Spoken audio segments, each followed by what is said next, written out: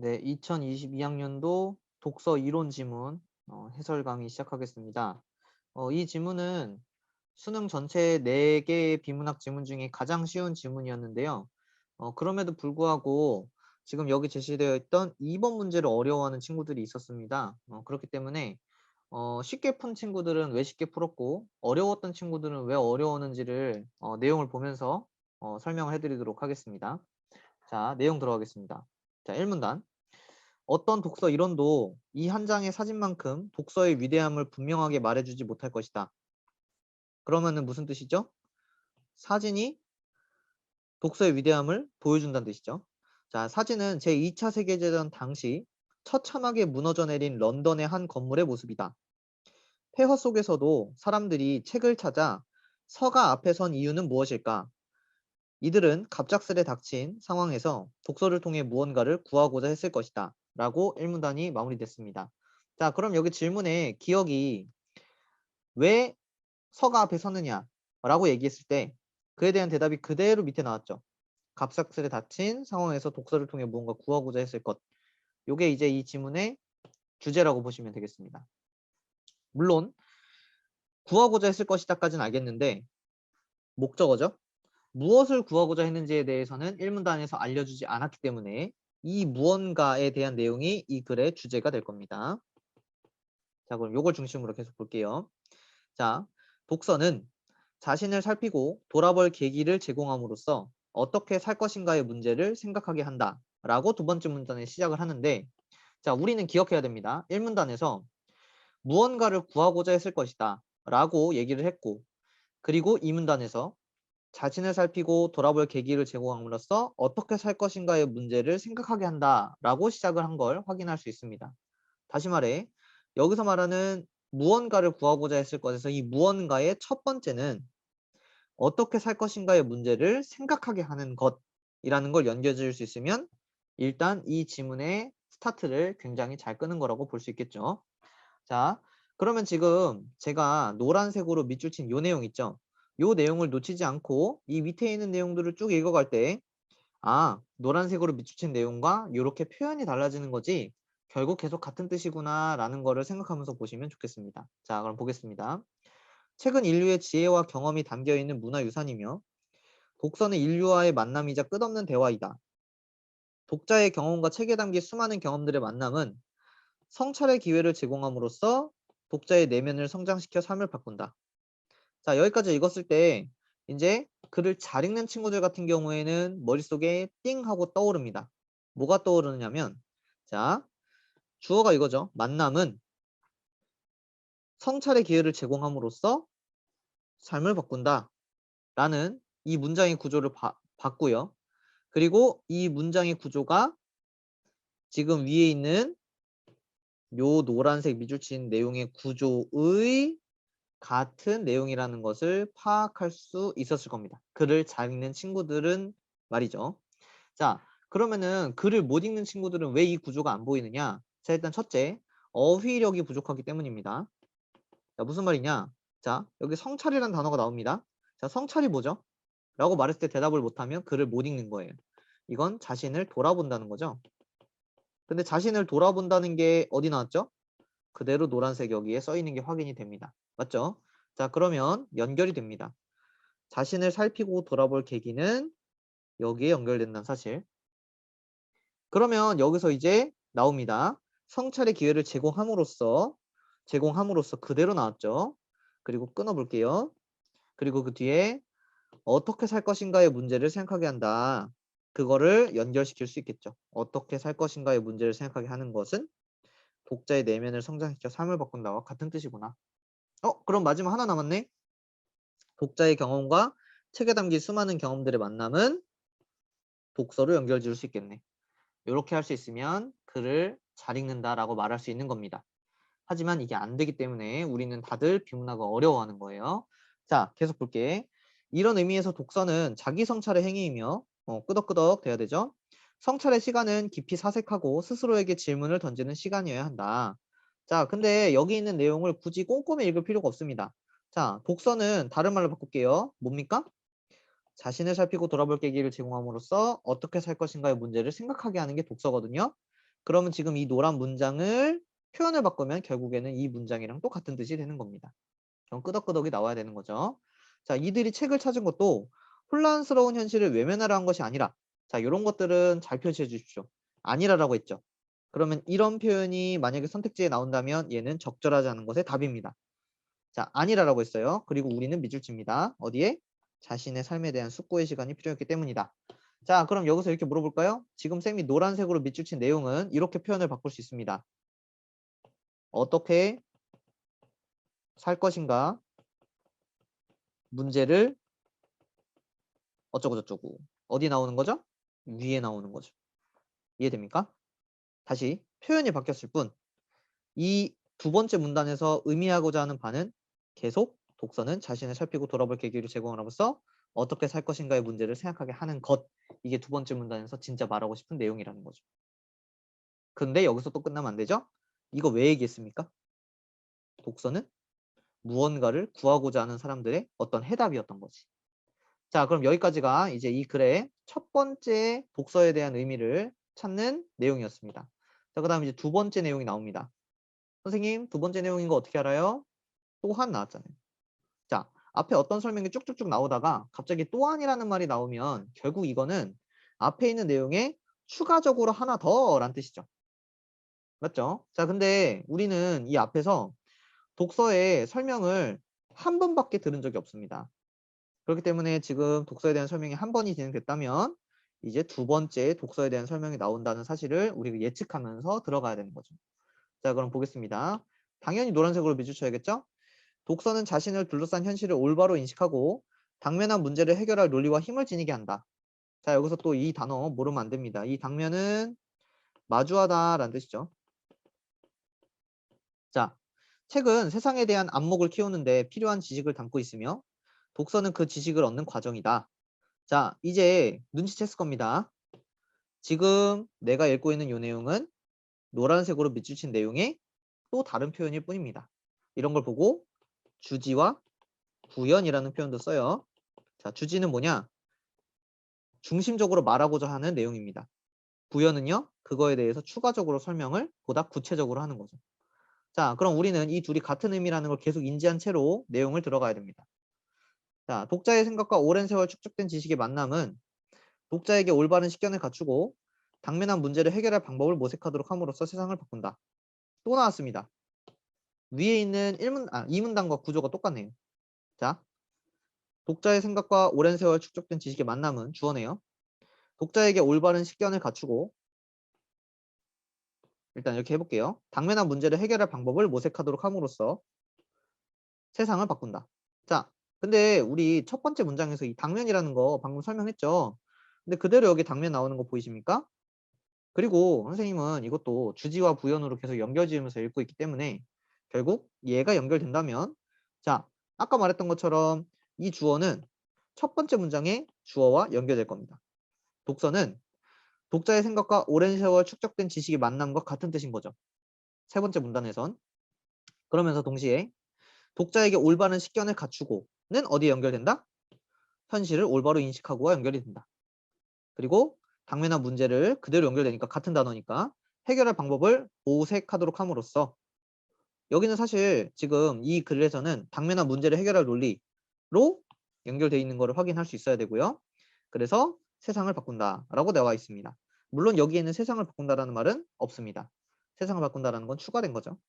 자, 그 다음에 세상을 변화시킬 동력을 얻는 이 시간은 책에 있는 정보를 이해하는 데 그치는 것이 아니라, 또 나왔습니다. 아니라 나왔으면은 여기 끊고, 그치는 것은 만약에 선택지에 나오면 얘는 틀리는 거예요. 우리는 밑줄 치는 게 그 뒤에 있는 내용인 거지. 그러면 그 정보가 자신의 관점에서 문제를 해결할 수 있는 타당한 정보인지를 판단하고 분석하는 시간이어야 합니다. 그리고 얘랑 같은 뜻은 아까 여기 위에 나와 있던 문제를 해결할 논리와 힘을 지닌 것이랑 같은 뜻인 거죠. 문제를 해결할 논리와 힘, 이렇게 정리해 주면 되는 거죠. 그럼 이제 마지막에 요 나오는 문장은 사실 크게 중요하지 않은 내용이라고 보고 넘어갈 수 있겠습니다. 자, 그러면 우리는 이 글에서 전반적으로 구조적 정리가 돼야 됩니다. 자, 첫 번째 문단에서 이렇게 시작을 했어요. 무언가를 구하고자 하기 위해서 서가 여기에 갔다, 사람들이. 이 사진을 보고 우리가 얘기를 시작한 거죠. 그러면서 그 무언가가 무엇이냐라고 했을 때, 자, 두 번째 문단 첫째 줄에 그 무언가의 첫 번째는 자신을 살피고 돌아볼 계기를 제공함으로써 어떻게 살 것인가 문제를 생각하게 하는 것이다. 이게 1번이었습니다. 자, 그 다음 또 하나 나왔고 두 번째 나왔죠. 독서는 자신을 둘러싼 현실을 올바로 인식하고 당면한 문제를 해결할 논리와 힘을 지니게 한다가 두 번째였던 거죠.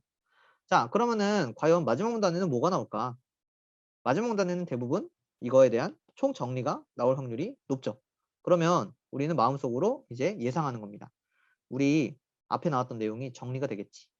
자, 그럼 볼까요? 독서는 자기 내면으로의 여행이며 외부 세계로의 확장이다.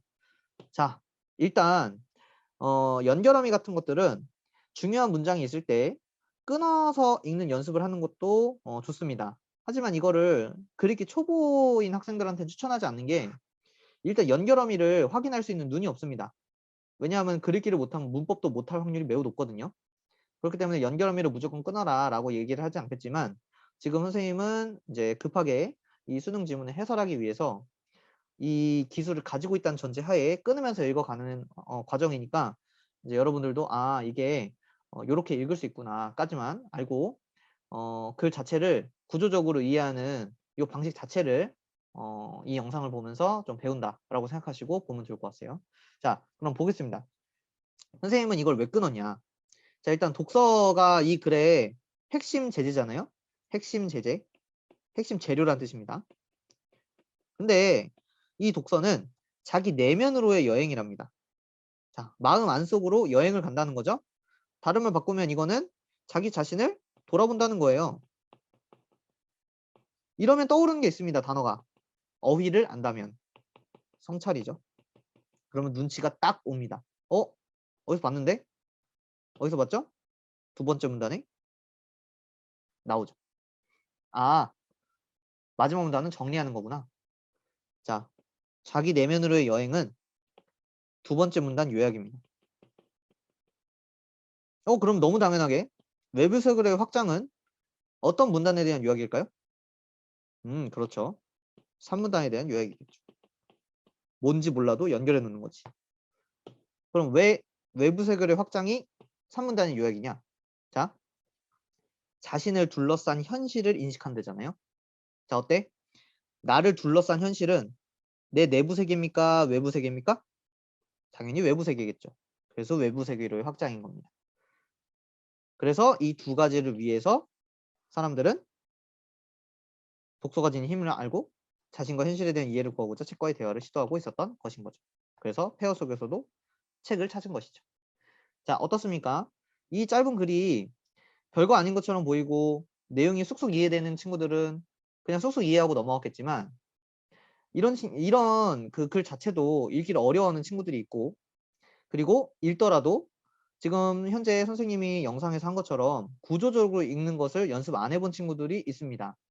근데 이렇게 구조적으로 읽는 연습이 되지 않으면 결국에는 방금 설명했던 2번 문제 같은 것들을 틀리게 되기 때문에, 여러분들은 무조건 이렇게 구조적으로 글을 읽는 연습을 하셔야지만이 추후에 어려운 비문학 지문이 나왔을 때도 수월하게 문제를 풀 수 있다라는 점을 좀 강조를 하고 싶습니다. 자, 그럼 1번의 답은 몇 번이냐? 자, 답은 2번이 됩니다. 왜냐하면 이건 너무 답이 안 되거든요. 자, 도피라는 건 뭐죠? 도망간다는 거고 피한다는 건데요. 자, 기억이 뭔지 보겠습니다. 자, 기억은, 자, 여기에 폐허 속에서도 사람들이 책을 찾아 서가 앞에 선 이유는 무엇일까? 자, 무언가를 구하고자 했을 것이다 라고 했는데, 이 무언가를 구하고자 하는 게 지금 이 지문에서는 인류의 지혜와 경험을 배우기 위해 돼 있는데, 자, 인류의 지혜와 경험을 배우기 위해는 어디 있느냐면은 여기에 이런 내용 나오죠? 문화유산이며 지혜와 경험이 담겨 있는, 이렇게 나왔고, 시대적 과제를 해결할 실마리 되는데, 요거는 이제 뭐 여기에 보시면 문제를 해결할 논리와 힘, 이런 식으로 연결이 되고요. 그 다음 자신의 삶에 대해 숙고할 시간 돼 있는데, 숙고도 여기 좀 전에 두 번째 문단에 나와 있었습니다. 여기 숙고 보이시죠?